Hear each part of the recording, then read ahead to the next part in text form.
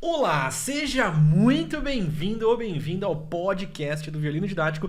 Eu sou o Jean de Oliveira e no episódio de hoje eu tenho o prazer inenarrável de receber o cara do violino com DJ, o cara do violino no show, que toca violino maravilhosamente bem, Brian Dias. Tudo bem com a vossa pessoa? Muito prazer, Jean. Obrigado pelo convite. É um prazer estar aqui hoje. Prazer todo nosso. Pra quem não lhe conhece ainda, quais são as suas atividades musicais no momento? Então, muito prazer. Eu sou Brian Dias, eu sou violinista. Minha formação é em música clássica desde os 8 anos de idade. Comecei muito cedo. E aí, há alguns anos, eu dei uma guinada pra música pop. 8 anos é cedo? Comecei com 8 anos, né? Tem gente aqui que fala, nossa, eu comecei tarde, com 7 anos. Nossa, tem gente que vem aqui no podcast. Eu acho que pra realidade brasileira, 8 anos é uma idade bem eu acho que legal, antes dos assim. 20, na verdade, pra realidade brasileira, ainda é cedo. Ainda é cedo. Até eu conheço gente que começou com 15, 16 e é violinista profissional, assim, toca bem. Né? Uhum. Então, essa é a minha formação. Trajetória em orquestras profissionais, e aí há alguns anos eu dei essa guinada aí pro violino com DJ, violino pop-pop, comecei a fazer aulas de improvisação, de jazz. Então na caminhada de me encontrar como um artista, né? E hoje você principalmente faz o quê? Eu trabalho com eventos, a maior parte assim, fazendo shows, eventos, casamentos. Semana retrasada eu fiz um show com o Gabriel Satter aqui em São Paulo. Então atuo também como sideman, né? O pessoal fala sideman, que é esse músico que acompanha, na verdade, né? Então deu uma guinada mesmo assim para ser mais versátil e deixar de ser só um músico de orquestra, apenas de orquestra, para poder atingir outros públicos. Que legal. Vou fazer uma pergunta que de vez em quando algumas pessoas me fazem essa pergunta. O Brian do passado acharia o que do Brian de hoje? Cara, o Brian do passado, eu acho que ele acharia muito estranho o que o Brian atual faz, assim. Porque há uma concepção, né, acho que geral dos músicos eruditos, de que se você toca pop, se toca popular, você é um músico inferior. Isso é uma realidade, assim, né? Tanto que na minha transição de carreira, digamos assim, várias pessoas da música clássica eu senti que deram uma virada de...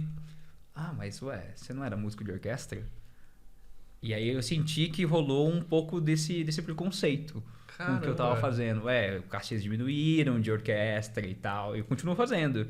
Mas eu senti diminuíram no sentido que estão chamando menos. Chamando menos, Você entendeu? O que eu saberia que ia acontecer. Porque as pessoas começam a te associar com outro tipo de coisa. Com outro tipo de coisa, com outro tipo de repertório, né? Então, há seus prós e seus contras, né? O pró é que eu atingi um outro público. Então, assim, tem uma indicação, por exemplo, para tocar com o Gabriel Satter, Amir Satter, tocar com o Matheus Nastegali, né? Com teatro.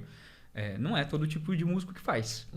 Você entendeu? E, ao mesmo tempo, eu deixei de fazer um pouco desse lado de tocar em orquestra. Mas foi uma decisão consciente. Que interessante. Eu pergunto porque, de vez em quando, o Guilherme é o editor do nosso canal aqui, ele brinca comigo. Sempre que eu faço alguma coisa assim, mais diferente, eu faço surgindo no passado, estaria se revirando. E, cara, você falou que começou com 8 anos de idade. Como que o violino chegou na sua vida? Eu comecei com 8 anos na igreja da minha mãe. Né? Eu tenho uma família que é evangélica e nessa igreja tinha uma orquestra. O pessoal evangélico tem muito forte isso, né? Essa questão da música e tal, do ensino. Eu comecei muito cedo na igreja. E Por logo livre espontânea pressão? Livre espontânea pressão. Eu não queria tocar violino. Eu queria tocar saxofone. Meu Deus, outro que queria tocar saxofone. Eu queria tocar saxofone. Eu amo jazz, né? Então eu escutava os Kennedy da vida. E achava sensacional, né? Hoje em dia nem tanto, mas eu achava. E aí eu comecei lá. E logo depois eu entrei na escola de artes também, Maestro Fego Camargo, onde realmente foi minha formação. Pra estudar violino. Para estudar violino mesmo. Que interessante. Aí eu estudei 9 anos no conservatório. Mas lá ainda era por livre espontânea pressão? Ou... Não. Aí eu entrei na escola de artes com 10 anos, por aí, 10, 11. E aí eu comecei a estudar violino. Claro, com criança eu não levava assim, nossa, vou ser músico, né? Vou ser músico profissional. Mas eu já gostava. Aí quando eu tinha uns 14 anos, eu fui para um festival de Juiz de Fora. Foi o meu primeiro festival de música. Que ano foi isso? 2007, né? 2007. A Nana tava lá. Ah, ok. A Nana tava lá. 2007 foi o primeiro festival E aí, meu professor de música, o Jorge Kissely, ele escreveu uma carta pro Paulo Bozizio. Pra você ficar na classe Pra dele. eu ficar na classe dele. Uhum. Porque eles escolhem, né? Eu tava na classe, acho que do Marco Dan, mas o Bozizio me escutou. E aí foi nesse festival de música que essa convivência com as pessoas tocando, ver gente tocando bem, tocar em orquestra. Eu fiquei de espala da orquestra jovem e tal. E aí eu achei sensacional aquilo. Eu falei, cara, que eu quero isso pra minha vida. Eu quero viver de música, eu quero ser artista, eu quero tocar violino, vou levar a sério. E eu vi a galera tocando bem violino. Eu falei, cara, tem que estudar muito violino. E aí foi quando eu tomei a decisão de realmente ser violinista. Quando você chegou lá, você sentiu uma diferença grande de nível pro que você tinha visto até então? Senti, cara. Senti porque já tinha pessoas mais velhas no festival, já profissionais ou pré-profissionais, assim, né? E tinha uns prodigiozinhos, né? Que você vê segurando o violino, assim, e você fica, cara, o que você faz com o violino na cidade? Eu tocando Lá menor de Vivaldi, entendeu? A gente já tocando Paganini, tocando concertos difíceis, aquilo que eu queria tocar, né? Então eu já senti que ali tinha uma diferença, assim, do caminho que eu teria que percorrer, tá ligado? E isso mais te motivou do que te frustrou? Muito, cara. Me estimulou muito, porque eu sou uma pessoa movida a desafios. Sempre fui. A Yara sempre, que foi minha professora de violino, minha primeira professora de violino mesmo, assim, me ensinou a tocar violino. E ela sempre, primeiro que acreditou muito em mim, e ela sempre me desafiou. Sempre, vai tocar esse concerto aqui porque eu sei que vai ser difícil pra você. E aí, quando eu não conseguia tocar, era uma frustração de falei, não, pera aí, como que eu não vou tocar isso aqui? Vou tocar sim. Mais uma frustração no bom sentido. No bom sentido. Como que eu não vou tocar? Como que eu não vou tocar? Não, vou tocar sim. Se alguém escreveu, igual o Clóvis de Barros Filho, se alguém escreveu isso daqui, tirou isso da cabeça e escreveu, eu só tenho que tocar. Eu só tenho que executar, cara. Mozart já compôs, você só tem que tocar, entendeu? Antes fosse fácil assim, né? E aí, isso me motivava muito. Eu lembro que ela me deu uma peça que era o Improviso número 7 do Vila Lobos. E eu era bem imaturo musicalmente ainda. E eu lembro que não tava rolando muito bem musicalmente. Ela, eu acho que eu pesei a mão. Cara, aquilo pra mim foi assim... Não, vou tocar. Agora não vai tirar de mim essa peça. Vou tocar. Vai levar um ano pra fazer, mas eu vou fazer. E fiz. E durou um ano. Deve ter durado um ano pra aprender, mas eu fiz, cara. Eu também já teve algumas. Eu sempre fui teimoso em relação a isso, assim, a repertório, até com o Jorge. Eu pulei um concerto, eu não fiz um concerto de Lá menor de Bach, porque todo mundo fazia esse concerto. Eu fui pro Mi maior, falei, não quero fazer o que todo mundo faz. Adolescente, né, cara? Hoje em dia, queria ser o do contra. Eu queria ser o do contra, cara. E aí fui tocar o concerto que era Mi mais maior. difícil em Mi maior.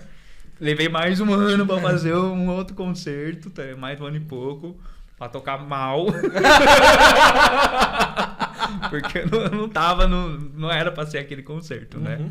Mas assim, as pessoas até tentavam argumentar, falei, não, eu quero tocar esse concerto. E aí, no final das contas, era vencido na base da birra, né, cara? Da hora, porque cara. Adolescente é assim, né? Mas deu certo, de alguma forma. Deu certo, cara. Deu certo porque, assim, eu levava a sério mesmo, assim, quando tinha que fazer. E quando eu decidi ser Quando violinista, você começou a levar a sério? depois desse festival de Juiz de Fora, foi quando eu comecei, não, eu preciso estudar seriamente violino. E foi quando eu decidi que eu ia estudar com o Bozizio. Foi quando eu fiz aula com o Bozizio, eu falei, não, quero estudar com ele. Quero ser aluno do Bozizio. E aí eu passei toda essa trajetória na escola de artes até me formar pra sair de lá e estudar com o Bozizio. 9 anos de conservatório. 9 anos de conservatório até me formar. A galera, muita gente não tem noção do quanto tempo. Tradicionalmente, um conservatório, pelo menos no Brasil, dura mais ou menos 9 anos. Né? Pelo menos, é. E aí, beleza, aí eu vou fazer uma pergunta que é a pergunta de $1 milhão pra deixar o pessoal bem feliz. Faz. Aí 9 anos já era, você não precisa fazer aula nunca mais. Nossa! Antes fosse, cara. Se 9 anos eu tivesse formado, eu tava rico, cara. Milionário de violino já. Muito pelo contrário. Depois de 9 anos estudando no conservatório, muito, muito bom, assim, de excelência, eu ainda fui estudar pra me tornar músico profissional, né? Porque você sai de lá e é formado estudante. É meio como se você fosse um técnico de violino. É técnico de violino, literalmente. Essa é a formação técnica. Você sai do conservatório técnico de violino. Você não é profissional. Eu fui me tornar profissional depois que eu saí de Taubaté, fui estudar no Rio, depois eu... Quer dizer, tecnicamente, se você estiver trabalhando, você é profissional. Nesse sentido, sim. Eu poderia me considerar profissional, sei lá, desde os 14 que eu trabalho com música. Mas no nível... nível... Você é um profissional da música... Você é um profissional da música. Em um nível baixo. Isso, exatamente. Você faz cachezinhos e tal, já ganhava meu dinheirinho pra pagar passagem e tal. Então, nesse sentido, eu já atuava profissionalmente. Isso é muito doido. Eu sempre, de vez em quando eu falo sobre isso no podcast. O quanto que em música... Eu não sei se é só em música. Se tiver em outra área, vocês comentem aí. Mas em música, a gente atrela muito a palavra profissional a nível. A nível, Em nenhuma outra profissão isso existe. Cara, eu acho que são poucas profissões. Porque assim, se você parar pra pensar, o cara saiu do curso de contabilidade e tá trabalhando numa contabilidade, ele é um contador. Ele é um contador. Você não questiona isso, né? Ou se o cara nunca fez faculdade na vida, nunca fez ensino médio e ele tá repondo estoque, ele é um estoquista profissional. Ele é um estoquista. Ele tá trabalhando com isso. Exatamente. Eu acho que a gente atrela muito a isso, ao nível, a questão do perfeccionismo, do nível de concerto que você toca e tal. E aí em música tem uma outra coisa, um outro fenômeno, que é assim... Nossa, eu já citei essa história umas 2 vezes, mas vou citar de novo. Tem uma colega, tava almoçando uma galera de música depois de um concerto. E aí eu estava conversando com essa colega e ela super triste. Tocando em uma das principais orquestras de câmara aqui de São Paulo, tocando em orquestras de cachê que tem aqui em São Paulo, que não é exatamente fixo e tudo mais. E aí super chateada, assim, nossa, Jean, não sei o quê, porque o fulano de tal, um amigo meu, passou numa orquestra, sei lá, acho que era, sei lá, em Goiás, Minas Gerais, sei lá, qualquer orquestra dessas. Passou numa orquestra, e aí você acredita que ele falou pra mim assim, não fica triste não, que um dia você também vai se tornar profissional. Nossa, aí, cara, que absurdo. Ela tava... O carro que ela dirigia, ela pagou com música. Cara, a casa ela morava, ela pagava com música. Os boletos ela pagava com música. Eu acho que essa é a concepção de que se você só é artista profissional, na verdade, se você tocar em uma orquestra profissional, ela é extremamente arcaica e defasada. Extremamente arcaica. Porque a Fukuda não é violinista profissional. Exatamente. Quando o Bozizo não é, então. Exato. Quando eles vão se profissionalizar? Quando que é? Quando já vai passou ser? Da hora? Já passou cadê da o hora? CNT? Cadê a carteira? O Carmelo só virou profissional recentemente. Você imagina? É absurdo isso. É uma galera com a concepção assim, voltada pro século passado. Então, né? 9 anos, aí você foi ainda atrás do Bozizio depois. Foi atrás do Bozizio. Mas você se mudou pro Rio? Eu me mudei pro Rio, cara. Por causa do Bozizio? Por causa do Bozizio. Eu queria ser aluno dele, queria fazer Unirio. E aí eu passei na Orquestra Sinfônica de Barra Mansa. Então eu passei, cara, e foi assim, eu fiz o teste numa segunda, passei, na quarta mudei pra Barra Mansa. Foi muito rápido. E eu tinha 18 anos. E você já sabia que ia rolar esse teste? Eu já sabia, porque algumas pessoas de Taubaté estavam tocando na orquestra. Então me deram esse toque, vai fazer o teste, não sei o quê. E eu fui, fiz o teste, passei. Cara, segunda passei, na quarta tava morando em Barra Mansa. E aí, logo que eu cheguei no Rio, eu falei, ô professor, tudo bem? Mandei uma mensagem pra ele. Liguei pra ele, na verdade. Não tinha WhatsApp. Liguei pra ele, como os antigos faziam, né, cara? Os astecas faziam. E aí liguei pra ele e falei, sou aluno do Jorge Kissel, você lembra de mim? Lembro, claro, vem fazer uma aula comigo.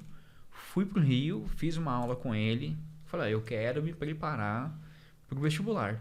Eu quero ser seu aluno. Ele, tá bom. Então eu te aceito na minha classe e vou te preparar. Cara, passei 1 ano me preparando, apliquei, passei na Unirio, virei aluno do Bozizio na universidade, fiquei 1 semestre, trinquei e mudei para São Paulo. Por quê? Porque o Rio não é para amadores, cara. Tá, ok.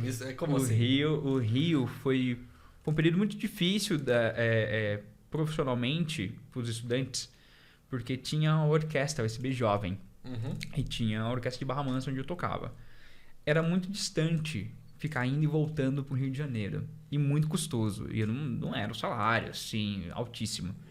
Então, a minha opção era mudar pro Rio de Janeiro. Mas foi na época em que teve problema com a SB.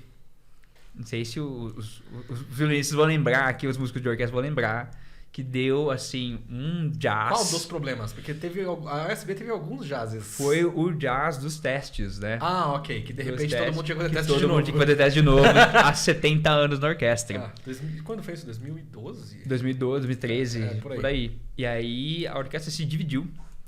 Os concertos lá passaram por orquestra jovem. Aí eu não tava lá, né, na orquestra. Alguém de lá vai saber contar melhor a história.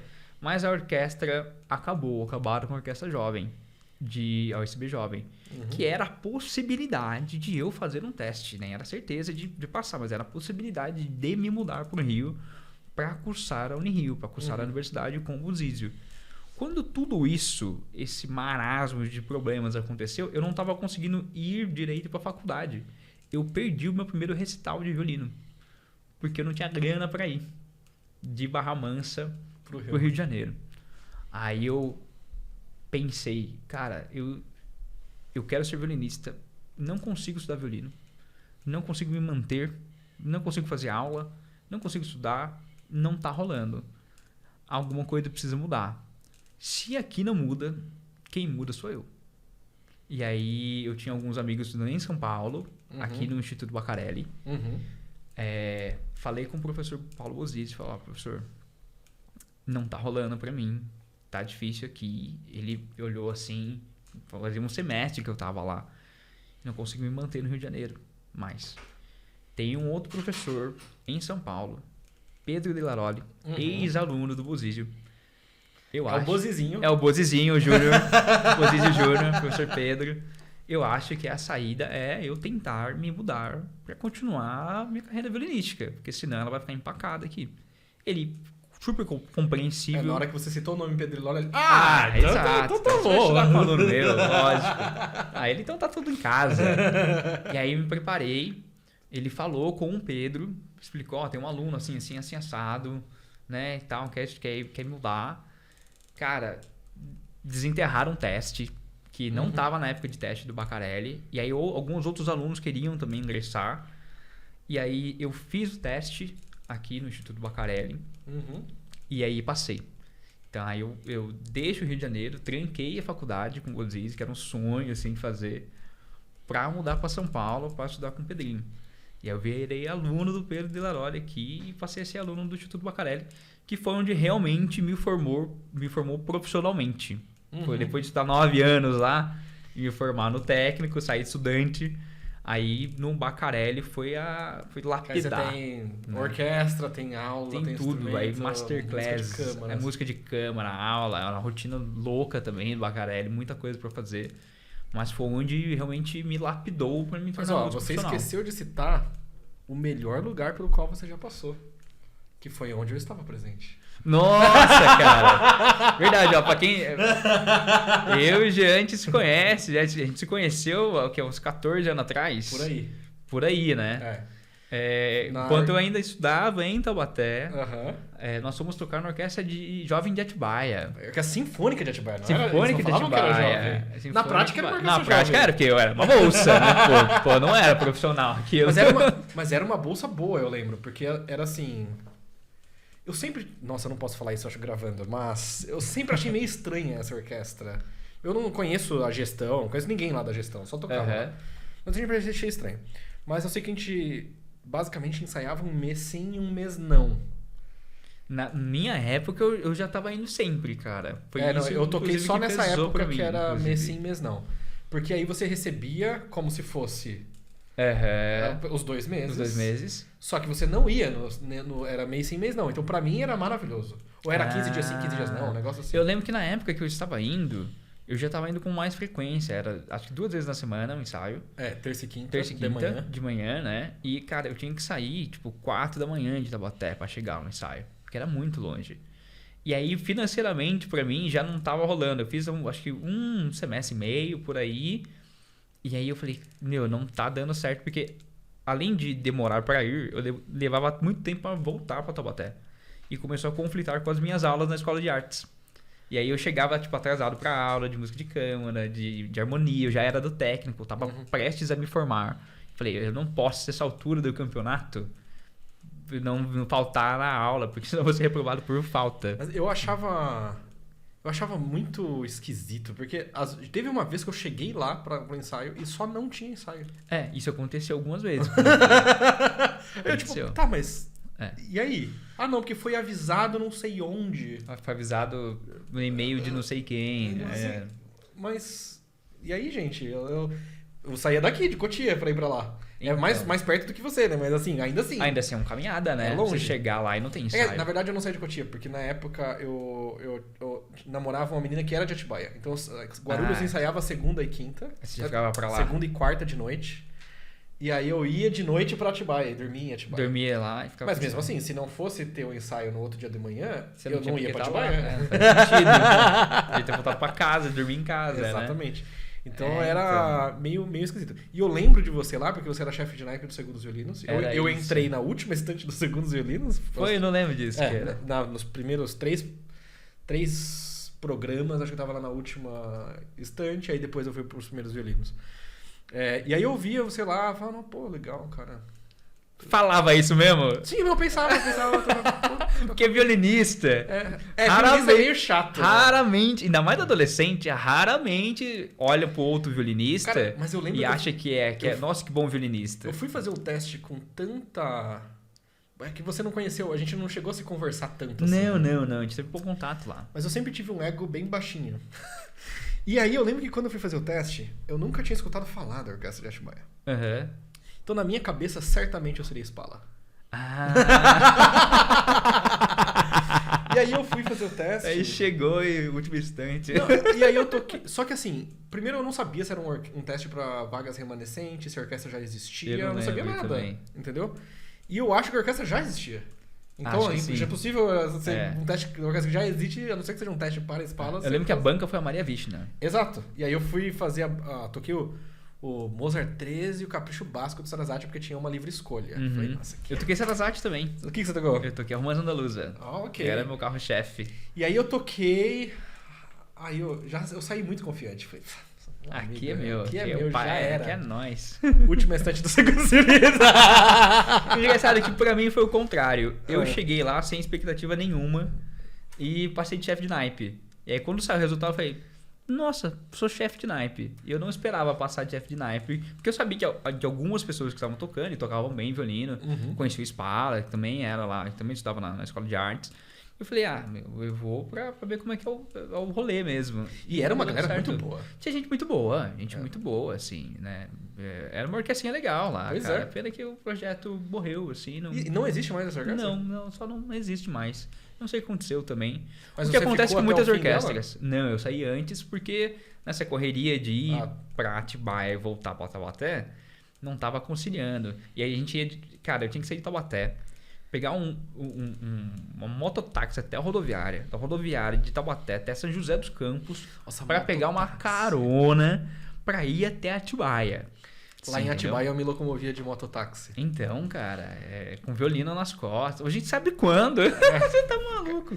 E aí, hoje em dia, galera, a aula é online e não aparece no horário marcado. Não, para. Eu ia a pé pra escola. Saía de casa a pé pra ir pra escola de artes fazer a aula, cara. 50 minutos andando, assim. Só adolescente, cara, com vontade de estudar, assim. Hoje em dia a galera tem uma maior facilidade do mundo, assim, marca a aula, não aparece. Vou pra casa da minha avó.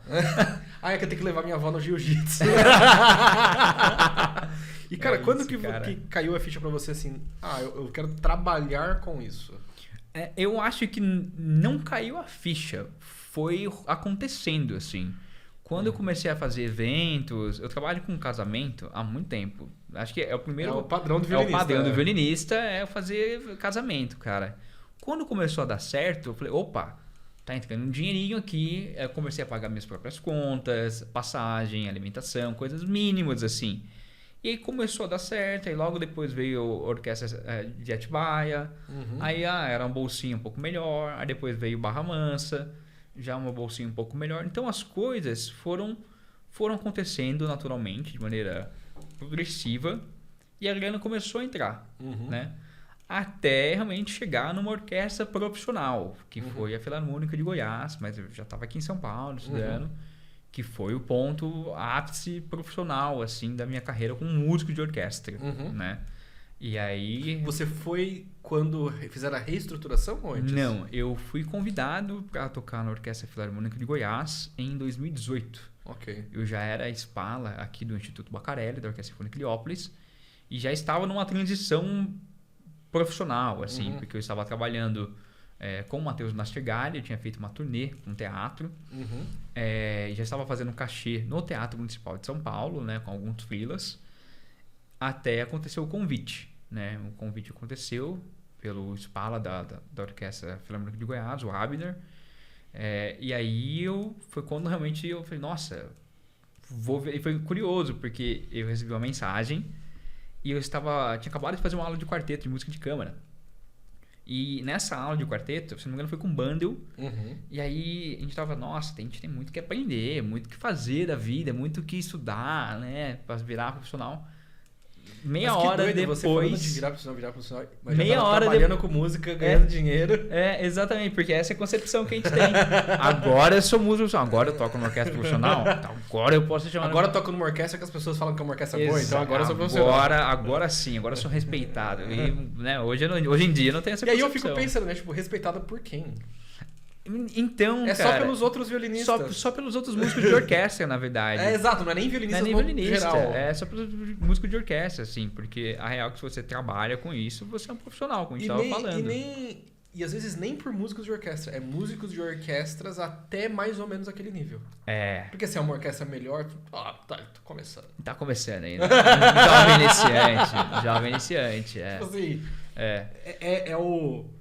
é porque é doido que a gente sempre olha pra quem na nossa concepção está em cima. Você sabe que isso, falando de orquestra agora, acho que isso é um papo legal. Tocar em orquestra foi uma das melhores e uma das piores coisas que eu fiz na minha vida. Idem pra mim. Então assim, artisticamente foi muito enriquecedor. Profissionalmente mesmo, foi muito frustrante. Quando eu cheguei no nível profissional de tocar nas orquestras que eu queria tocar e eu via esse tipo de coisa, esse tipo de comportamento, a gestão, como eram feitas as coisas, eu fiquei, cara, não é possível que eu estude há tanto tempo para fazer parte disso aqui. Não é possível que eu estudo há tantos anos, passei por tudo isso para reclamar do maestro. Não é o tipo de vida que eu quero para mim. Foi aí que eu comecei a conflitar com vou fazer isso o resto da minha vida ou eu vou tomar uma atitude e para abrir o leque de possibilidades como músico. Porque se é isso que eu quero para minha vida, então engole o choro e faz. Não tem isso. Aceite que o ambiente é tóxico. Ou você troca de um outro ambiente e vai para uma orquestra de amigos que eu não sei se existe. Cara, curiosamente, eu acho que existe. Hoje em dia eu acho que existe. Eu acho que tem mais. Antes eu acreditava que não existia isso. Eu também não. Hoje em dia, conversando com uma galera, tem algumas orquestras que são mais normais. Que são mais, muito... Ó, eu posso realmente falar da Filarmônica de Goiás, foi um ponto fora da curva em relação a isso. Eu tenho muitas coisas positivas para falar dos colegas. Dos colegas, dos amigos, de como eu fui recebido. Cara, nunca teve um problema com ninguém. Assim, muito pelo contrário. Me receberam bem, os músicos me tratavam bem, todo mundo tocava bem, todo mundo se tratava com igualdade, sabe? Isso era muito legal. Os problemas eram outros. Gestão, questões políticas, contratos. Então, assim, isso foram outras questões que foram frustrando que a maior parte das orquestras passa do Brasil. As grandes orquestras, a maior parte das orquestras passam por problemas de gestão. E isso também foi uma outra coisa que me frustrou dentro do ambiente profissional. Eu falei, cara, não tá fora da minha mão isso aqui. Não tá no seu controle. Não tá no meu controle, eu não tenho controle nenhum. Então, ou eu vou fazer parte de uma comissão que não vai ser escutada a maior parte das vezes, ou, mais uma vez, eu sento, toco, recebo e vou embora. É isso. Que é o que a maioria das pessoas acaba fazendo. Que é o que a maioria das pessoas fazem dentro do ambiente profissional orquestral. E acho que em outras profissões também, né? Você precisa toda profissão, mas meio que você vai chegar, sentar, fazer esse trabalho e ir embora. Exato, Mas eu falei, cara, artisticamente, isso não é mais enriquecedor pra mim. Lembra do desafio? Que eu sou movido a desafio? Já não era mais um desafio. Esse era um desafio que não era seu, né? E não era meu. Tipo assim. E já não era mais um desafio pra minha vida. Eu lembro que eu fui fazer um festival, cara, em Gramado. E aí, já tava tocando na Filarmônica de Goiás, então já um músico profissional, né? Considerado profissional por muitos. O pessoal te via lá, nossa, ele toca na Filarmônica de Goiás, incrível. Que todo esse glamour. E aí eu lembro que um aluno lá, não lembro quem, mas um aluno, eu contei, né? Me perguntou onde eu tocava. Eu disse ele, cara, mas o que você tá fazendo aqui? É o normal, é. E agora? O que você pretende fazer? E isso me deixou um triplex na minha cabeça. Porque eu falei, e agora? Agora que eu já sou um músico que toca na orquestra... Você assistiu o filme Soul? Assisti, cara. É a mesma vibe, mesma né? vibe, a mesma sensação. Eu falei, e o que eu vou fazer agora da minha vida? Então agora eu vou me preparar para uma outra orquestra. Porque a nossa vida é se preparar, normalmente Exato. é se preparar para um teste de orquestra. Então agora eu vou fazer um teste numa outra orquestra, que eu acho que a estrutura é um pouco melhor, que eu acho que tem um pouco mais de... que o salário é um pouco melhor, não sei o quê. Aí mas é isso que eu quero fazer? Então agora vamos preparar para ir para fora do Brasil. Porque lá eu vou ser um lá bom você vai violinista. Encontrar a felicidade. Lá eu vou encontrar, estudando fora do país. Aí fui estudar alemão, fui estudar inglês, fiz teste para Israel, não deu certo. Passei mal, tive crise do rim enquanto gravava. Cara, foi um desastre. Até o ponto que chegou, eu falei, mas espera, você tá dando soco com ponta de faca. Você tá insistindo na mesma coisa. E até que ponto ir para uma orquestra X fora do Brasil, ou mesmo no Brasil, é um sonho do Brian? Ou é só o que imprimem, ó. Esse é o caminho do violinista e você só é bom se você fizer isso. Então, eu acho que tem muito, na verdade, disso. Das expectativas das pessoas que acreditaram em mim, que me induziram a fazer esse caminho. Porque é o caminho mais comum, é o caminho padrão, na verdade. Então, e tem esse lance, né, de você vai ser professor, ou você vai tocar na orquestra, ou você é um solista. Você entendeu? Como se só existissem essas possibilidades na vida artística de um músico. Então é muito enrijecido. E não você tem que tocar uma orquestra profissional que paga mais de tanto por mês. Professor não é qualquer professor. Professor de universidade ou de um grande conservatório. E ser solista de grandes orquestras. Não pode ser solista tocando música pop com a orquestra que você montou, porque não conta. Exatamente isso, cara. Então, você fica um preso nesse ciclo e correndo atrás da mesma coisa, eternamente. E aí fica todo mundo andando na mesma direção. Na mesma direção. Aí até o momento em que eu precisei romper essa direção. Mas foi um rompimento, assim. Eu precisei parar de fazer aula de violino e ir fazer terapia. Foi o momento em que eu lembro que eu fiz uma aula de violino com o professor e aí eu não aguentava mais ouvir a mesma coisa.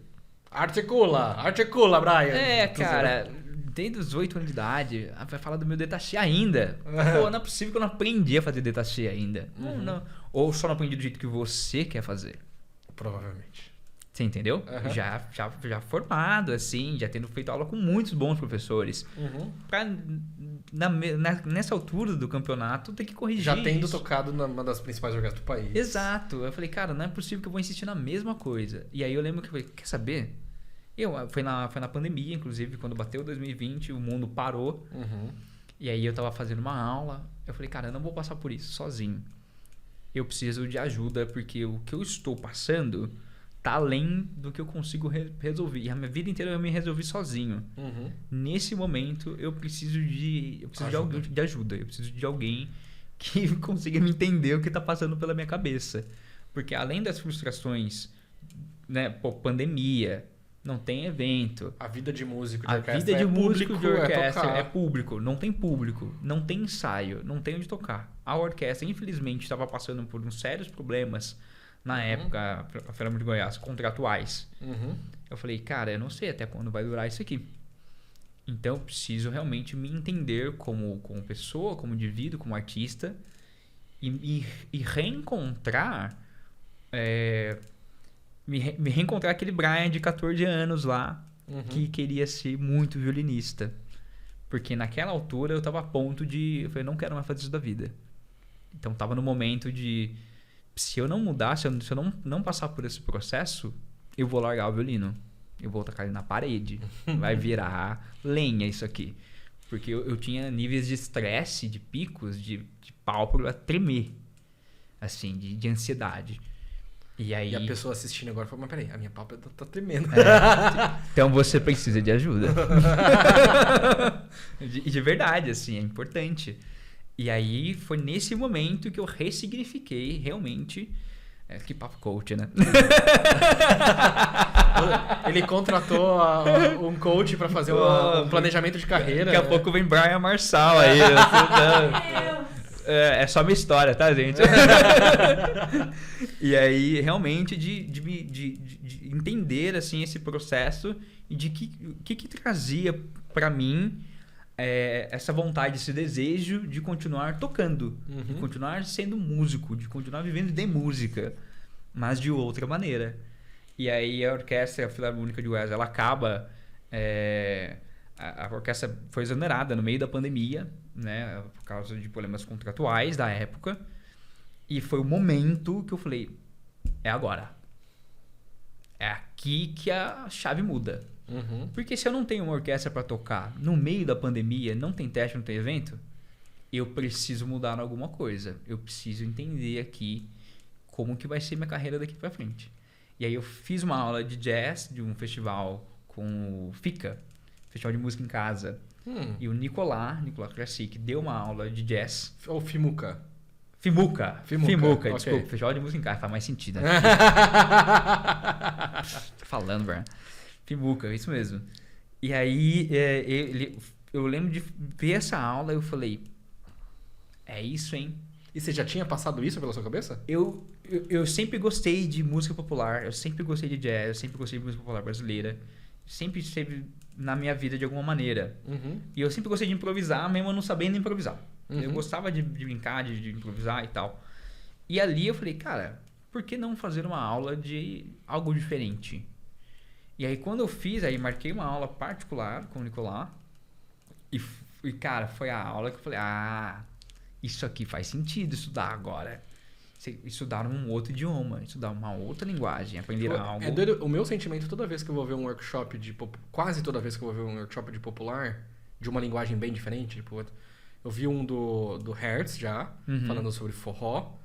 Aqui em casa, quando a Ana Cardon veio, e ela tem uma de música tradicional irlandesa, essa é a coisa dela, que tem vários elementos técnicos violinísticos que não existem da mesma forma tradicionalmente, vamos chamar assim. Eu sempre me sinto um iniciante de novo. Então. Porque você fica assim, mas como que aquele faz vibrato de jazz, de gypsy jazz, tá ligado? A primeira vez que eu vi isso, eu fiquei assim, o que é isso? Eu nunca vi isso. Então, é exatamente isso. E quando eu fiz essa aula, a gente não falou de violino. Foi a primeira aula de violino que eu não falei de violino. Eu falei, não vai falar de violino? Aí até o Nico falou, preciso te dar aula de violino. Você vai fazer aula de linguagem, de swing, de escalas para aprender a improvisar, de como entender esse novo idioma, né? E foi aí a mudança de chavinha que eu falei, então agora eu tenho um outro caminho a percorrer na vida, que eu acho que... Só que para isso eu tive que tomar uma decisão. Ou eu continuo tocando em orquestra e faço isso e vou fazendo como hobby, ou eu faço isso. E aí eu dei all-in, cara. Isso foi quando? Foi em 2021. 2021, pandemia, ok. Pandemia, 2021 eu comecei, aí voltei pra cidade natal, saí de Goiânia, voltei pra terrinha, Taubaté, Texas, 10 anos depois, e comecei a apostar nisso, cara. Comecei a apostar nos eventos, ainda em pandemia, então eventos menores. Aí rolou formar um duo de violino e violão, que foi onde eu comecei a trabalhar mais a linguagem do popular com música brasileira e jazz. E aí as coisas foram acontecendo. E o violonista também de Taubaté? Também de Taubaté. Aí a gente se encontrou lá, começou a rolar, começaram a chamar por umas gigs, né? E as pessoas entenderam, assim, começaram a perceber essa transição e entender que o Brian estava fazendo outra coisa. Falei, então agora ele é do popular. Agora ele é do popular. Não precisa, agora ele não é profissional. Ele desprofissionalizou, gente. Aí desprofissionalizou. Saiu da música clássica. Aí desprofissionalizou. E, cara, as coisas... Assim, todo caminho tem sua dificuldade. Mas começou a dar muito mais certo do que errado. Então, quando começaram, tipo assim, a gente precisa de um violinista que improvise, que toque sem partitura, né? Não precisa nem improvisar muita coisa. Né? Alguns colegas, inclusive de São Paulo, me indicaram pra Caxias, assim, cara, não sei fazer isso. Que era a gravação e chegou lá não tinha parte. É isso. Ó, não tem parte. Cara, precisa de um show amanhã, não tem nada de violino escrito. Não, você vai pra mim, cara? Irmão, joga no peito que não vai. É isso, é pra isso que eu realmente comecei a estudar. E você, antes de começar a se aventurar no popular, você já tinha o hábito de tirar coisas de ouvido, por exemplo? Sim. Ok. Eu sempre que não é normal isso pra um não, violinista. Mas eu sempre, felizmente... Quer dizer, hoje em dia é mais normal, normal. Por causa de como as pessoas estão aprendendo violino hoje. Como muita gente tá vindo do método Suzuki, o método Suzuki começa com o ouvido. Começa com o ouvido. Hoje em dia é mais normal as pessoas aprenderem coisas do ouvido. Exatamente. Mas quando a gente tava aprendendo de violino, não era normal. Não, porque você tem que aprender a partitura primeiro, vai aprender o bona, vai solfejar, vai bater lápis muito na carteira. Que é um negócio que te deixa basicamente deficiente. Deixa mesmo. Mas felizmente, eu posso dizer que felizmente eu sempre fui privilegiado de tocar de ouvido. Então, eu tirava às vezes os concertos de ouvido. Mas foi naturalmente ou alguém te incentivou? Não, foi só fui fazendo, cara. Ninguém nunca me, tira isso aqui de ouvido. Tanto é que eu nunca precisei decorar música. E olhar a música e ficar lá, eu vou anotar pra decorar a partitura e tal. Decorar pela partitura. Eu sempre decorei de ouvido, cara. Sempre. Então, sempre foi uma facilidade muito... Eu acho que a maioria das vezes, o meu ouvido me salva do que propriamente o que eu toco em si, cara. Porque muitas vezes vai tocar em evento, vai tocar com um DJ, por exemplo, ele solta. E nem sempre é o que você mandou pra ele. O cara, tipo assim, tá rolando uma festa, tá legal. Ele, vou botar essa música. E soltou. E te vira. Você já tá tocando. Um compasso mais ou menos você já sabe, ok, tá nessa tonalidade. Exatamente. Okay. Tipo assim, eu dou uma arpejada. Beleza, tá em si bemol. Então, se tá em si bemol, eu vou usar a penta de si bemol, que eu sei que vai resolver no pop. Você entendeu? Não preciso fazer muita coisa. Tem um solinho aqui, agora eu sei que aqui tem um intervalo. Então aqui eu sei que dá pra fazer uma brincadeira no violino. Você entendeu? E improviso, pra quem quer começar no improviso... Eu não sou um improvisador, tá, gente? Minha formação é clássica. Mas, porém, já precisei... nossa vida, né? Vida cotidiana. Já precisei improvisar várias vezes. E aí, basicamente, eu ouvi essa frase de alguém, eu não sei exatamente de quem, mas que eu achei genial. Quando você tá improvisando uma música, se você tiver com o ouvido atento, não existe nota errada. É verdade. Porque... Mas como assim, já tem nota que vai soar ruim? Só se você ficar nela. Porque você pode usar ela de apogiatura, de nota de passagem. Exatamente. É mais como você aplica a nota, tá ligado? Então, assim... É claro, se for uma coisa muito complexa, aí pode soar fora. Mas especialmente música pop... Se você tocar dentro da tonalidade, raramente você vai dar nota na trave. Tocando dentro da tonalidade. Até porque dentro da tonalidade, só segunda e sétima vão soar fora. E depende de como você vai colocar. Depende de como você coloca. Exatamente. Se tiver uma dominante lá e tal, você pode utilizar. Mas isso já é muito complexo, assim, para utilizar. Música pop geralmente é muito mais simples improvisar, sabe? Não precisa de tanta sofisticação quanto...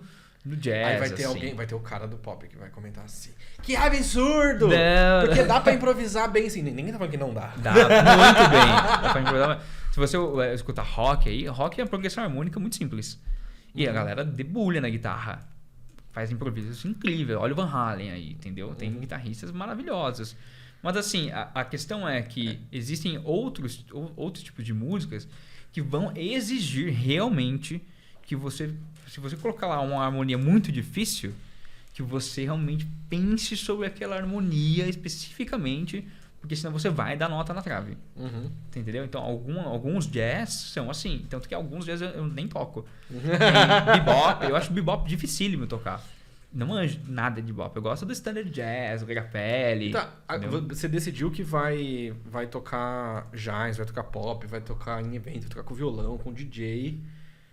Como você faz agora? Porque, beleza, o caminho de orquestra, mais ou menos, você estuda esse repertório, você estuda os excertos, faz a prova, passa ou não passa. Tá tudo montado pra você. Exato, você chega, tem sua cadeira, tem sua estante, senta e toca. Cara... Como que é o caminho pra você fazer o que você está fazendo agora? Olha... Como foi o seu caminho, né? Eu sei que é diferente pra cada pessoa. Então, pra mim, a primeira coisa, eu não sabia o que era um cabo P10.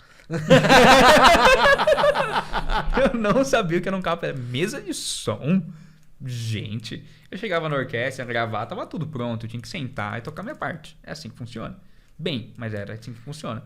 Quando eu comecei a tocar popular, a primeira coisa é que eu entendi que eu precisava amplificar o meu instrumento. Aí eu falei, tá, não dá pra tocar com a banda no som do microfone, pegando o que todo mundo tá fazendo. Então eu preciso de uma lapela ou um captador. Aí eu comprei um captador.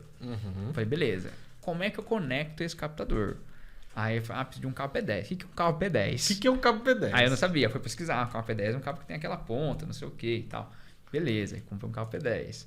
Aí eu comecei a entender que eu precisava de outras ferramentas mesmo, assim, de equipamentos que eu não conhecia, cara. Caixa de som, mesa de som, cabo P10, pedal, captador. Então, assim, o mais básico de equipamento, falando de equipamento, é você ter como equalizar o seu instrumento, como captar e como equalizar o seu instrumento. Essa é a parte mais básica que você vai... Basicamente, vamos ver se eu esqueço alguma coisa. Então, captador, cabo. Isso. Mesa de som. E caixa. Com isso, você já trabalha tranquilamente. Inclusive, tem eventos que eu só levo isso. Eu nem levo pedaleira, equalizador. Se eu vou fazer com acústico, eu nem levo muita coisa. Algumas mesas, pelo menos agudo, médio, grave, você consegue arrumar na mesa. Exatamente. Você já consegue equalizar melhor ali. Se você tiver um pedal de equalizador, você vai conseguir equalizar melhor. Mas também não acho que é essencial de início. Você pode ir adquirindo conforme os eventos vão melhorando e seu caixa vai melhorando. E como que os eventos foram chegando até você num primeiro momento? Cara, foi outra coisa importante que eu aprendi a fazer, chamado rede social. Porque, cara, era extremamente duro e contra também, assim, essa ideia de que o músico e que o artista... porque agora pronto, tem que tocar bem o instrumento, agora é blogueirinho, ser blogueiro, ser designer, tem que fazer tudo agora. Exatamente. E sabe qual é o doido da galera que fala isso? Para pra pensar no maior violinista da história, Paganini. E lê 2 parágrafos sobre a vida de Paganini que você vai ver que ele não só tocava violino. Ele era extremamente versátil, né? O cara tocava violão, tocava piano. Não tô falando de música, não tô nem falando só de música. Pode crer, fazer outras coisas. Porque o marketing dele, a gente fala do Paganini não só pela qualidade técnica dele. Mas porque ele é uma lenda, né? Ele é uma lenda de marqueteiro do violino. Isso é verdade. Isso as pessoas acham que eu pareço... que eu pareço esquisito. Então eu vou parecer mais esquisito. Mais estranho ainda. As pessoas estão começando a criar teorias do que eu tenho pacto com o demônio. Eu não vou desmentir. Por quê? Eu só vou me vestir de preto agora em todos os concertos. Então, é verdade. Tem razão. O Mahler fazia isso, né? Usava luva para reger o segundo movimento da sétima de Beethoven. Então, porque, né? Um movimento fúnebre, não sei o quê. Marketing, cara. E eu não tinha dimensão do quanto era importante ser mais empreendedor do que músico nesse meio. Porque se você não aprende a vender o seu trabalho, a grana não entra. É simples assim, não paga as contas. Não tem mais a orquestra que deposita na sua conta no dia não tal. É mais CLT, não tem lá o dinheirinho do Estado caindo e tal, bonitinho, férias, não tem. Então, assim, eu tive que aprender como mostrar o meu trabalho para as pessoas. Como é que elas entendem o que eu estou fazendo agora, que tipo de produto eu tenho. Então eu tenho tais. Então eu posso tocar violino solo com playbacks, eu posso tocar com duo, seja piano, seja violão, eu posso tocar em casamentos, eu posso tocar com DJ, ou eu posso ser esse músico que acompanha em shows pessoas que precisam de violinistas versátil. Você entendeu? E aí você começou a postar o que nas suas redes sociais? Cara, eu comecei postando que eu tava tocando popular. Tipo assim, eu não tinha muita dimensão no início de como fazer isso. Então eu só postava coisas que eu tava tocando. Tipo em casa mesmo? Em casa mesmo. Depois eu passei a filmar os eventos e narrar um pouco eles. Mas esses primeiros eventos, como que te acharam? Cara, a indicação de colegas. Tá, ok. Então, acho que o networking foi o que mais me ajudou no início. Networking, tá aí uma palavra pra quem quer viver de música anotar. Networking é muito importante. Se você fosse um cara chato, será que a galera ia te indicar? Muito provavelmente não, cara. Eu conheço excelentes músicos que não são indicados porque a convivência com eles é muito difícil. E eu conheço alguns bons músicos que a galera, tipo, chama outro. chama outro. Ou seja, calma aí, você está dizendo que quando alguém vai chamar alguém pra tocar, se a pessoa toca, não é nem algo que entra em cogitação, porque, claro, se a pessoa é música, ela toca. Ela toca. Exato. Então, na verdade, são outros fatores. Muito dos outros fatores, na verdade. Como você se comporta, como você fala, como você está vestido, como você é profissional na hora do evento. Tem algum problema? Porque assim, o contratante, ele não quer problema. Se acontecer resolva-o. Entendeu? A professora Amanda Matias, conhece? Conheço. Opa! A professora Amanda Matias, ela... Não sei, em alguns dos podcasts que ela participou, ela falou algo do tipo assim... Que o contratante, ele contrata alguém pra resolver problema, não pra trazer mais não pra trazer problema. Se você vende um produto e tem problema com ele... E não tô nem falando do pagante final, que é a pessoa dona da festa. Às vezes vamos supor que o DJ falaram que quer um violino. O DJ, ele contrata você violino. Uhum. É pra você resolver a parte do violino. Não é pra eu, DJ, criar a parte do violino. Não, imagina. Então, assim... eu não sei. Então, me passa outro contato. Exato. Cara, se você... nesse mercado, você precisa ser proativo. Não adianta você chegar, achar que sua estante vai estar montada, que a parte vai estar pra você. Nossa, eu já fui fazer cachê, cara. que eu escutei isso, que eu fiquei tão, assim... Tem umas coisas que quando eu fazia cachê, eu só escutava e ficava assim, não tô acreditando que eu tô escutando isso. Eu fui fazer um cachê de casamento normal, casório. Tinha parte, tinha tudo. Isso não era a questão. E aí a pessoa... E eu tava ajudando... Eu e mais algumas pessoas estavam ajudando a descarregar o carro. Pode ser. E aí uma das pessoas só olhando, assim, né? Um outro violinista só olhando. Porque não é a função dele. Não, exatamente. E aí alguém foi falar com ele e falou, não me pagaram pra isso. Então. E aí ele nunca mais voltou pra fazer cachê nesse lugar. Exato. Tipo assim, meu amigo...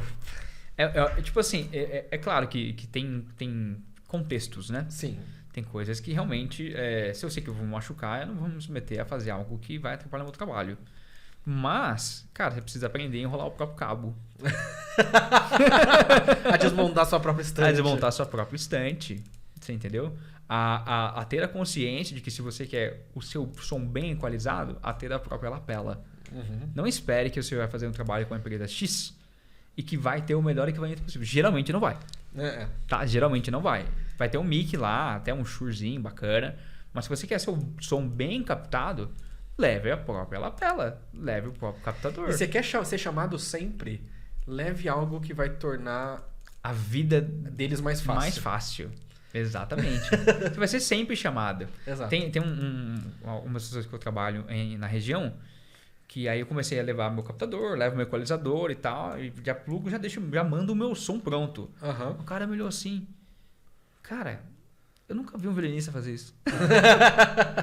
Já traz o seu som. Não, cara, é meu violino. Ué, não faz sentido se eu quero meu som bem tratado, com o som que é o meu som, esperar que uma terceira pessoa entenda como é a produção do meu instrumento. Uhum. Porque, cara, em geral, especialmente em eventos, raramente tem um engenheiro de áudio. É o cara do som. É o cara do som, a pessoa do som. E às vezes com muita boa vontade. Às vezes nem tanto. Uhum. Vai depender. Mas engenheiro de áudio é uma coisa. A pessoa do som que tá cuidando lá é outra. Uhum. E às vezes é a mesma pessoa cuidando do parte do som, do violão, do piano, fazendo as 3 coisas ao mesmo tempo. Não vai fazer bem. Uhum. Então, assim, se você não tiver essa consciência, essa proatividade de... Então deixa eu resolver a minha parte. Você vê que a pessoa tá com uma dificuldade de fazer um negócio que você sabe fazer bem ou melhor. Ofereça o seu trabalho. Então eu faço. Ofereça pra fazer isso. Jean, mas eu não sou pago pra isso. Sim, você vai fazer esse trabalho uma vez e não vão te chamar mais. Se você ajuda... Vão te chamar outras vezes. Então chama esse cara que esse cara resolve. Exato. E aí você negocia se fizer sentido pra você ir pro lugar, né? Exato. Cara, eu conheço pessoas que elas são tão multitarefas, né? Tocar uma outra pessoa aqui. Eu tô ligado de uma pessoa. Outra pessoa sentada aqui. Que, cara, você, tipo assim, nossa, essa pessoa resolve tantos problemas que eu vou deixar a cargo dela fazer isso aqui. Porque eu não preciso cuidar. Então ela pode regimentar, ela pode cuidar do arranjo, ela pode pagar os cachês. E às vezes a pessoa é tão proativa que não necessariamente ela sabe fazer. Mas ela aprende, né? Não necessariamente aprende. Porque tem gente que é mais inteligente ainda. Você quer que seja feito? Eu garanto que seja feito. Seja feito. Então, eu não sei fazer, mas eu tenho um amigo que arranja, eu tenho não sei quem Tem que faz outro. não sei o quê. Exatamente. Networking. Exatamente. O networking é isso. É ter uma rede de pessoas que façam bem esses trabalhos, entendeu? E aí algumas pessoas você vai ver, nossa, mas essa pessoa em si... às vezes você vai ver isso, né? Essa pessoa em si, ela não faz nada, com muitas aspas. Não, você não tá entendendo. Se não fosse ela, nada estaria feito. Nada teria Porque feito. a função né? dela não é fazer algo, é garantir que as coisas É sejam garantir que feitas. seja executado. É isso. O trabalho de muitos supervisores, CEOs aí, É garantir que as coisas é sejam garantir feitas. isso. O cara você acha que o quê? Que ele vai trabalhar lá junto com qualquer pessoa? Não vai, cara. Ele, tipo assim, você tá executando bem? Precisa que isso seja feito. Você fez. Uhum. É assim que funciona, né? Então, nesse mercado, eu vejo que muita gente ainda vai tocar popular, tocar pop e espera que as pessoas sempre façam tudo por você. Eu fui tocar agora, por exemplo, com o Gabriel Satter e felizmente, eu tenho o meu captador, eu levo a minha estante. Então a galera, tipo, você tem suas coisas, então. Não, eu levo. Então ninguém precisa se preocupar com a minha parte. Uhum. Entendeu? Eu não cheguei lá, como é que microfona o meu instrumento? Cara, o técnico de som tá preocupado com mais 80 milhões de coisas para preocupar com a captação do seu som, se você não levou algo decente para captar seu som. Não, porque eu preciso de um captador. Vocês não têm um captador? Tipo, Não tem, cara. Não. Não tem, entendeu? Então, assim... O pior é que eu já perdi trabalho porque eu tinha essa postura quando comecei a fazer evento. Eu não tinha minhas coisas, eu levava violino. Eu acho que todo mundo tem, na verdade, essa postura no início, até porque, mais uma vez, eu também não conhecia esse mercado. Não conhecia, eu não sabia que era a minha responsabilidade. Na minha cabeça, se eu estou prestando um serviço para a empresa, Eles que têm umas paradas eles lá. que resolvam a minha vida. Até o momento em que eu precisei resolver a minha própria vida. Porque na orquestra a gente tem um arquivista. Pô, preciso da minha parte de estudo. Uhum. Não tem lápis substante. Em algumas orquestras. Tem orquestra, não tem lápis. Não toco hoje. Pô, o Spala marcou os arcos na semana passada e não tá aqui na E minha não parte tá aqui ainda. na minha parte, ninguém passou por minha parte. Você entendeu? Então é uma visão muito deturpada da realidade. Na verdade. O mundo. A orquestra não é o mundo. Não chega nem perto A do orquestra mundo. não é o mundo. Não é o mundo. É um mundo muito à parte do que acontece da maior parte da realidade das pessoas. Em que você vai aprender a ter que fazer marketing, a ter que vender o seu produto, a ter que levar suas próprias coisas, a ter que negociar. Eu não sabia fazer um contrato. Como é que você negocia e vai fazer um trabalho? E nem existia chat GPT ainda. Nem existia. Hoje em dia você bota um monte de coisa na internet. Eu já tomei balão, inclusive, por não ter feito contrato de um trabalho de final de ano e de não receber um dia e o cara não pagar. E eu não tinha como provar Que você fez aquele trabalho. que eu tinha feito aquele trabalho. E eu não recebi por um dia de trabalho. Naquele dia eu falei, isso aqui muda agora. Todo o trabalho que eu faço com nível alto de cachê, todos têm contratos. Até os mais baixos eu tenho feito. Até quando é restaurante, eu trabalho assim. Recebo assim, 50% adiantado. Tá aqui, esse é meu trabalho, esse é meu portfólio. 50% adiantado e os outros 50% antes de tocar ou depois de tocar? Geralmente depois de tocar. No Ok. dia. Mas no dia, assim, já Aham. recebo, né? Então, assim, passei a ter essa atitude pra não tomar balão, cara. Tem músicos que fazem 50% antes e 50% no dia antes de tocar. Antes de tocar. Teve um caso que foi citado aqui recentemente de uma pessoa que alugou os serviços para a orquestra, os instrumentos para a orquestra que ela ia tocar e a execução do instrumento que ela ia tocar. Aham. E aí chegou com um caminhão com os instrumentos lá. O cachê não caiu ainda. Não, vai pagar depois. Não, volta pro caminhão as coisas. Acontece. Então volta pro caminhão as coisas. Eu não acho errado, não. Vai depender muito da maneira como você trabalha, de quem é o contratante, com quem você está E trabalhando. nesse caso específico foi certo, porque só essa pessoa recebeu. Então, você tá vendo? Então é isso. Já passei, inclusive, outros problemas aí, em alguns lugares, orquestras, inclusive, de receber 3 meses depois. E aí, um clássico. E aí não ir mais, não vou mais. E de ter que pagar minha passagem, pagar minha alimentação. Durante 3 meses. E aí, tipo assim, recebi depois de 3 meses. Eu falei, cara, não dá. Por quê? Não tem um contrato. Não tem nada dizendo que você vai receber, quando você vai receber. Então, assim, você precisa passar a tomar certas atitudes que garantem que você vai executar o seu trabalho, primeira coisa. E, É pros dois lados. Pros dois lados. E se você não for, você vai mandar alguém competente para subir. Porque acontece, você passa mal, enfim, problemas pessoais acontecem. Mas se não acontecer, então assim, você tá lá, você vai garantir que o trabalho seja executado daquela maneira, você vai receber daquela maneira. Então assim, isso é bom para todo mundo. Então o contratante fica feliz que ele está assegurado e você também fica tranquilo, vai tocar com cachê no bolso. Sem problema nenhum, entendeu? Então passem a fazer contratos. É muito difícil quando Hoje em você dia, é freela, né? tem um site que se chama ChatGPT. Pra quem não sabe. Você procura um modelo de contrato na internet para esse tipo de coisa, e tem vários. Joga no ChatGPT e pergunta pro ChatGPT assim: que informações você precisa para personalizar esse contrato para o serviço XYZ que eu vou fazer na data XYZ, no local XYZ, para a pessoa XYZ, dados XYZ. Aí o próprio ChatGPT fala: preciso disso. Isso. Você preenche as informações, ele vai te dar o contrato. O contrato está na mão. Pronto, resolve o seu problema. Aí vai ter um advogado que vai falar: mas isso não é o melhor. O melhor é pagar o advogado. Eu sei, mas aí ou o cachê ou pagar o advogado. Nem sempre eu fazer as coisas. Os meus contratos já estão revisados por advogados, mas eu paguei, né? Tipo assim, você pode revisar? Mas os primeiros não tinha, era da internet, literalmente. Tirei da internet, pelo menos, para ter um contrato mínimo. Recibo, nota fiscal, coisas importantes para quem vai começar a trabalhar com eventos. Tem o MEI. MEI é uma coisa muito importante. Emitir nota fiscal é uma coisa muito importante. Também profissionaliza o seu trabalho. Você fala assim, se você quiser, eu posso emitir nota fiscal para a sua empresa. Ali você já demonstra uma seriedade do seu trabalho. Tipo assim, olha, nossa, não estou falando com qualquer pessoa aqui. É uma pessoa que, já tem um CNPJ. Já sabe melhor como funciona esse mercado. Então, ofereça. Às vezes não precisa emitir, mas às vezes precisa. E se você... Cara, já perdi trabalho por não ser MEI na época. Porque eu achava, não, o contrato está bom. Não me garantiu, porque a pessoa precisava que eu emitisse nota. Para prestar conta, né? Tem PROAC, tem projetos, você precisa prestar conta, precisa prestar nota de show, etc. E eu não tinha. E eu perdi o trampo. Eu fiquei, aqui outra coisa. Eu falei, não, agora eu sou MEI. Então já há um tempo eu pago MEI. Tem um MEI. Se você trabalha como autônomo, você precisa ter formas de garantir que você vai receber e de como garantir que o seu serviço vai ser prestado. Então, assim, ofereça essas possibilidades, mesmo que não peçam para você. É bom que você tenha essa carta na manga. Entendeu? Maravilhoso. E, cara, como que você ficou sabendo da existência do violino didático? Cara, E qual foi a sua primeira impressão sobre? Olha só, curioso, né? Eu já acompanho o violino didático, o seu canal, na verdade, né? Há um tempo.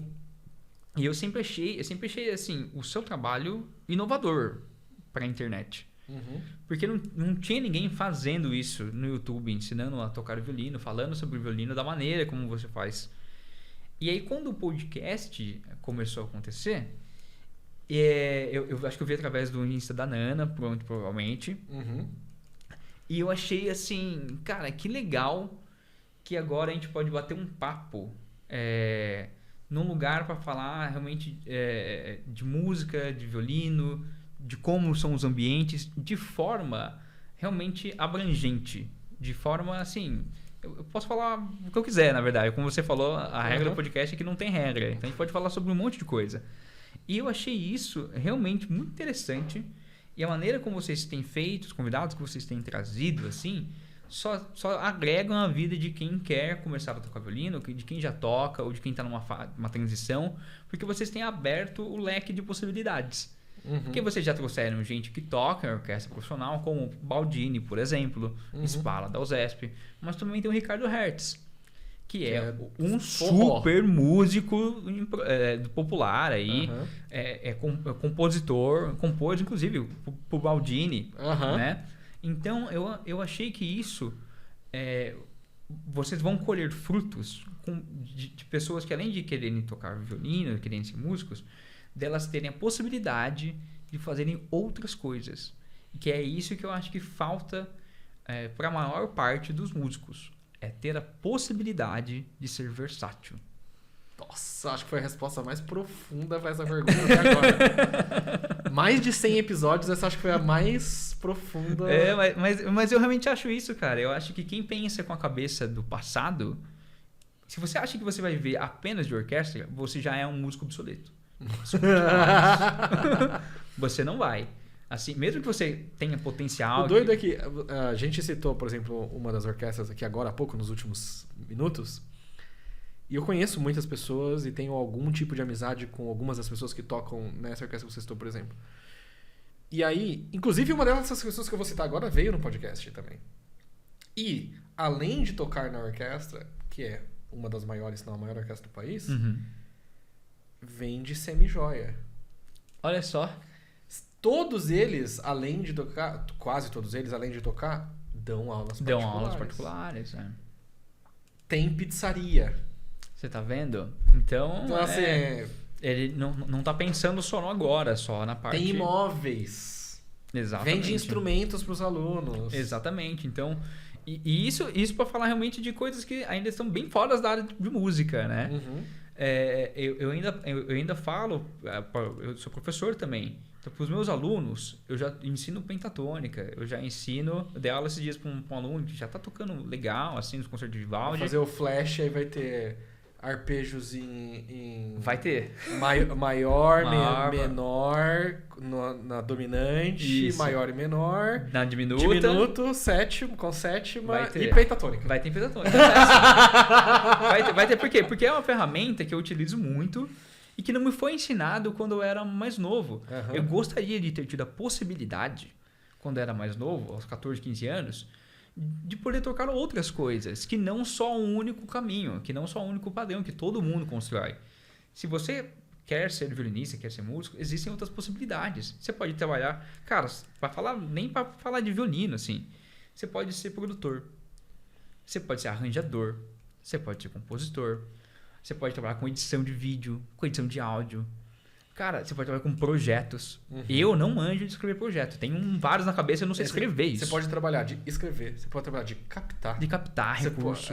Cara, tem tanta coisa. Tem tantas possibilidades que eu acho que a gente não pode fechar realmente. Por isso que eu acho que é importante o violino didático. Inclusive, o cara que é um dos responsáveis pela USESP, por exemplo, hoje, era músico e migrou a carreira para poder cuidar dessa parte de direção, produção da USESP, para que haja USESP. Então, ainda que ele não trabalhe diretamente ele com música, ele possibilita o projeto da USESP hoje em dia. Simplesmente não tem verba se o cara não captar recursos.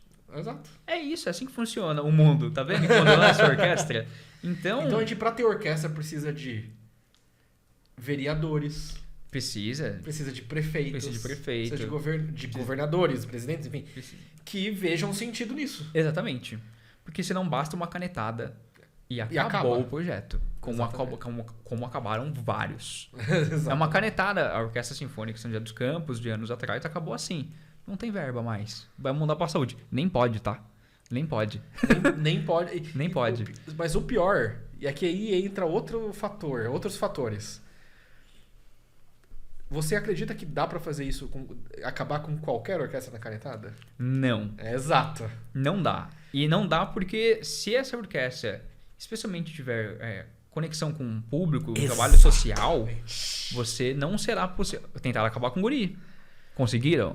Uma semana depois, o ex-governador voltou atrás. Por quê? Porque é um trabalho de extrema relevância para as pessoas e para a comunidade, exatamente. Então, não é assim, eu vou acabar com o projeto e já na canetada acabar com a OSBA para ver se isso acontece. Tentaram tirar o maestro, não conseguiram. Você entendeu? Mas por quê? Conexão com o público. Então, e falando dessa parte, né, eu acho muito importante que as pessoas que estão assistindo entendam o quanto é importante não só a presença pessoal delas na sala de concerto, mas o engajamento que elas trazem para redes, como elas interagem, e especialmente dos músicos. Entenda que você músico é de extrema importância e assim, é de sua função também trazer público. Você também faz parte disso. Não adianta você achar, se você não divulga os seus concertos, os seus shows, ninguém vai te assistir. Simples assim. Então, também é sua função Entendeu? Deixe de ser esse músico que, não, eu já passei, aqui tá bom. Cara, divulgue seu trabalho, divulgue sua orquestra, divulgue quando vai ter concerto, convide as pessoas. Tem alguns colegas que fazem uma coisa muito legal. Se eu não me engano, o Samuel tava fazendo isso, o Samuel Moreira de Mello, que é postar a agenda do mês dele. E aí a agenda do mês dele não é só dos projetos solo, não sei o quê. Não, é quando ele tá tocando lá com a Guarulhos, quando ele tá tocando na sei lá onde. Blá, muito blá. legal isso, cara. É muito legal. As pessoas precisam saber onde você vai estar tocando, em quais projetos você está tocando, onde elas podem te acessar. Seja acessível. Seja acessível. E eu acho que muitas das orquestras ainda pensam que ir à sala de concerto é o suprassumo da semana da pessoa. Desculpa, amigo. Assisto no YouTube. Assisto a Filarmônica de Berlim no YouTube, se eu quiser, pago pra assistir. Então, assim, se não for pra ver um show, se não for pra realmente ver algo que seja interessante, uma experiência presencial, musical, visual, assista no Spotify. Tá melhor, inclusive. Tá melhor, você entendeu? Então, assim, essa mentalidade arcaica, e isso vale para show também, não só para orquestra, mas para artistas, né, show, etc. De que, cara, a pessoa está indo te assistir, dê o melhor de si. Dê tudo de si. Assim, se não for para estar no palco, e eu aprendi isso muito com teatro, fazendo uma peça com o Matheus Nastegali, que se não é para dar o melhor de si, cara, não entre no palco. O palco é um lugar muito importante, mas muito importante. Eu fui ter essa consciência quando fui fazer teatro, fui tocar com teatro, que era a preparação dentro do palco, a cena e tal. Eu falei, cara, é uma outra realidade, é um outro pensamento, outro conceito de quanto isso é importante. Se você tá atrás do palco, no backstage, tocando todos os concertos possíveis e não tá se concentrando pro concerto que você vai fazer, sua cabeça tá em Nárnia. Você entendeu? Então, assim, respira, concentre-se pro trabalho que você vai executar depois. Sabe? É muito importante, porque o público percebe isso. Percebe quando a orquestra... Quantas vezes não foi assistir orquestra, você foi assistir várias orquestras, e você percebe que os músicos não estão ali. Eles não estão presentes. Eles não queriam estar ali várias vezes. Eu deixei de ver algumas orquestras, não vou dizer qual, porque das últimas vezes que fui assistir, eu falei, cara, para ver isso desse jeito, com a galera tocando com o instrumento no chão, quase, eu não saio de casa. E eu sou músico, eu vivo disso, eu gosto disso. O que dirá de pessoas que nunca assistiram? Então, se ela vai para um show e o show é mais ou menos, ela, eu não consigo. A pessoa tá com aquela vontade assim, ó, violino na barriga. Costas lá atrás na cadeira. Lá atrás. Apoiando o cotovelo na barriga, assim. Exato, meu. E aí, cara, eu sei que é cansativo. Ela não quer estar ali. Você entendeu? E aí, voltando a falar rapidinho. E aí, às vezes, não quer mesmo. E aí, eu vou dar uma dica que eu recebi de um amigo. Finge, cara. É bom. Faça teatro. Finge. Então, mise-en-scène. Mas assim, mais uma vez, se você pagou o preço pra estar ali, assuma a responsa que é estar ali. Eu sei que é difícil você passar 20, 25 anos no mesmo lugar, passando por diversos problemas. Mas, cara, assim, você escolheu essa vida. Ninguém apontou uma arma na cabeça e mandou você fazer isso. Muito bem, cara. E quem você acha que seria interessante nós termos aqui nos próximos podcasts? Olha só, eu acho que tem várias pessoas. Eu vou indicar. A gente falou antes de começar? Aí vocês que estão falando. Eu permanecerei em silêncio, que está sendo gravado agora. Eu acho que, primeiro, meu professor de jazz e improvisação, Nicolas Krasik, vou indicar ele aqui. Okay. Vou intimá-lo a vir aqui, viu, Nicolas? Pare de enrolar. Saia da caverna. Ele é tipo o Batman do violino, né? Tá. Mas acho que ele seria muito legal porque ele é um dos pioneiros da música popular brasileira no Brasil, sendo um francês. Então é muito curioso. Acho que a história dele vale a pena ser contada. É claro que existiam outros violinistas fazendo isso, mas o primeiro assim, a levar o violino para o mundo popular é ele e o Ricardo Hertz, que já veio aqui. Então, nesse segmento, eu traria isso. Falando de outra violinista que eu admiro muito, acho que o trabalho dela é incrível, que é a Marina Andrade, que mora no Rio. Marina Andrade. Que ela... Acho o trabalho que ela faz excepcional. Eu acho que eu sei quem é. Ela é excepcional. Toca muito bem, excelente violinista. E faz um trabalho, assim, também de trabalhar com eventos, shows e tal. E com uma energia, que sempre que eu vejo os vídeos dela, eu falei, cara, é essa energia que eu quero quando as pessoas me veem tocando. Eu acho que é muito legal, ela pode falar muito disso, acho que de presença de palco e da trajetória dela, porque ela também é formada em música clássica. Se eu não me engano, acho que em Yale, eu não sei, não sei direito dizer. Mas, assim, uma bagagem acadêmica respeitosíssima, assim. Então, e também escolheu fazer um outro lado da moeda.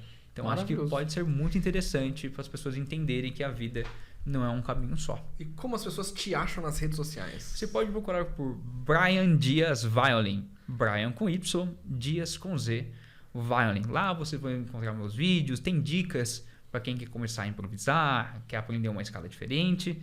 E você dá aula de improvisação para quem quer tocar? Eu estou começando a dar aula de improvisação, as pessoas têm começado a me procurar mais, porque ainda é recente, né? Eu não me considero ainda um legítimo improvisador, tem um caminho, ainda uma trajetória a ser feita, mas eu já tenho iniciado algumas pessoas que querem aprender quais são as principais diferenças, né? Por que a música clássica toca no tempo 1, no tempo 3? Então no jazz é 2 e 4. 2, 4. Então, essas questões, assim, eu já tenho iniciado, inclusive iniciantes mesmo de violino. Eu também sou professor Suzuki, também eu dou aula para iniciantes, tem alguns alunos, e mesmo para esses alunos eu já mostro essas possibilidades para eles. Então, esse aluno que eu tenho, já dei aula de pentatônica para ele, como que você vai aplicar essa penta numa música pop? Ou se um dia aparecer um blues para tocar, o que você toca? Você vai ser esse tipo de músico? Não sei se vai, mas eu acho que é importante que você olhe para o mundo com um olhar de que não existe uma trajetória só, que você pode ser um músico que você quiser ser. Caramba, que profundo. Produção, equipe, mais alguma pergunta para o nosso convidado? Não? Sensacional. Eu não posso falar muito porque falaram que eu não posso falar. Quem falou? Você não pode falar muito? O cara comentou que é muito chato quando eu falo. É comentarista de internet, mas, véio. cara, se tem Rafael, hate... Um abraço, Rafael. Adorei o comentário. Se tem hater é porque o podcast tá engajando. Não é necessariamente hater. É que tem gente que tem opiniões, às vezes, que poderiam só não ter. Ou não expressar, né? Justo. Tipo assim, você, professor, você vê um aluno que tá tocando um aluno de outro professor tocando não do jeito que você fala. Você comenta? Não, porque você é adulto. Lógico. Você é adulto. Nada. Você fala, Não comento nada. não é meu aluno. Não é meu aluno. Teve um... Ou pior ainda, você vê um aluno de... Tem uma situação pior que essa, que é... Você vê um aluno de outra pessoa que está tocando direitinho e você sabe qual seria a sua instrução a partir desse vídeo. E aí você comenta assim, não, se fosse eu tinha falado tal coisa. Desnecessário. Deselegante, desnecessário. Ele ficou incomodado, ele postou lá o comentário falando que é muito chato quando eu falo, mesmo eu conhecendo absolutamente todos os convidados, tendo experiência, que é muito chato quando eu falo. Então, Não, cara. Se você não tem nada útil a dizer, não diga nada. Eu acho que isso é um bom conselho aí, porque se você não tem nada a acrescentar realmente que seja benéfico, isso serve para alunos, para qualquer coisa, ou comentários mesmo ali. serve para pessoas, lugares e situações. Exato. Então, assim, repense o seu comentário. Olha só que doido. Existem várias formas de comentar a mesma coisa. Você poderia... Por exemplo, olha, nesse comentário específico, não achei pertinente por causa disso, disso, disso. Ou, eu acho... se vai ter gente comentando mesmo, põe um microfone. Esse é um comentário que de vez em quando a gente recebe. E aí é um bom comentário. É verdade, faz sentido. Faz sentido. Faz sentido. Agora, assim, gratuitamente, sem nenhum contexto. Mas a internet não tem filtro, né? Exato. A internet não tem filtro, então... Todo mundo pode falar o que quiser. Exato, não leve pro coração. Se as pessoas estão falando alguma coisa e você não gostou, cara, é mais sobre elas do que sobre você. Então, não leve pro coração. As pessoas realmente não têm filtro na internet. A gente pode convidar essas pessoas a fazerem esses comentários e aí conversar só entre a gente. Não, tô brincando. Tô brincando. Calma. Ixi, treta. Brigas. Polêmica. O comentário, eu respondi o comentário dele. Eu achei que, eu falei, nossa, muito obrigada pela sua crítica. Sinto muito que você tenha se sentido, dessa forma. É que nesse podcast absolutamente todos os convidados, ela faz quase que o papel de co-host. Exato. É uma co-host. É uma co-host. É uma co-host. Mas ele ficou ofendido, então Rafael, E... um abraço pra você. Mas você conhece essa pessoa? Conheço, Ah, é? conheço. Já tocaram juntos? Já. Meu Deus, gente. Então é... É que texto também não Não tem... tem entonação. Não tem né? entonação. tem, Às vezes ele mas- falou Não, zoando. não falou zoando, mas enfim. Mais uma vez, tenha bom senso É, no comentários, né? Então escreva de forma delicada. Vixe. De forma delicada. Tá, e agora que a gente vai fazer a parte 2 falando daquele outro professor lá? Não, agora a gente fala que toda segunda, quarta e sexta, o quê? Cara, nossa, eu vou apanhar no final do episódio. Toda segunda, quarta e sexta tem episódio novo, às 10h43 da manhã. E quem é membro assiste antes. Então, nós estamos gravando esse episódio, que de hoje? 26? 26. 26 de agosto. Não sei exatamente quando vai ao ar esse episódio, mas provavelmente uns 30 dias depois. Se você fosse membro do canal, você já teria visto. Provavelmente ainda em agosto. Então, considere ser membro do canal. Você estava falando do melhor professor lá do Vale. Não, tô zoando. Tenham todos uma noite maravilhosa. Deixa o joinha. Obrigado pelo 5 convite, estrelas. Jean. Vou tomar um café. Tchau, até mais.